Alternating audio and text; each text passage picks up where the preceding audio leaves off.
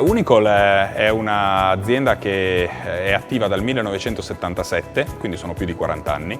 Noi essenzialmente siamo un'azienda che produce collanti. Abbiamo più di 1600 collanti diversi nella nostra gamma. Esportiamo i nostri prodotti in diversi paesi del mondo.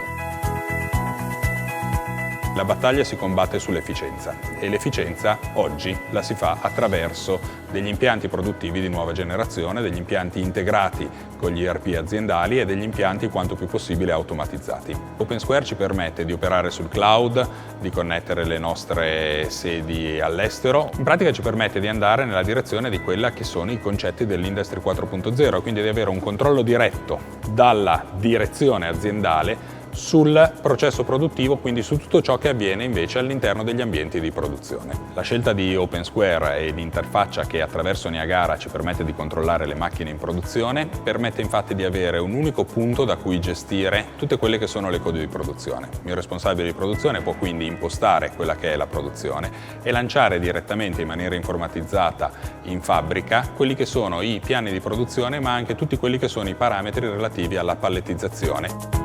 Dal punto di vista della gestione aziendale, il vantaggio principale che ne abbiamo è la possibilità di avere fondamentalmente un controllo dei tempi e metodi di produzione automatizzato. Sappiamo esattamente quando inizia il processo produttivo, quanto dura il processo produttivo, quanto dura la fase di pallettizzazione e di conseguenza possiamo calcolare esattamente quelli che sono i tempi produttivi e di conseguenza i costi. Abbiamo scelto quale nostro partner SMC. Primo, SMC è un nostro partner storico, quindi un partner di cui ci fidiamo e con cui abbiamo collaborato fin dai tempi di Practor.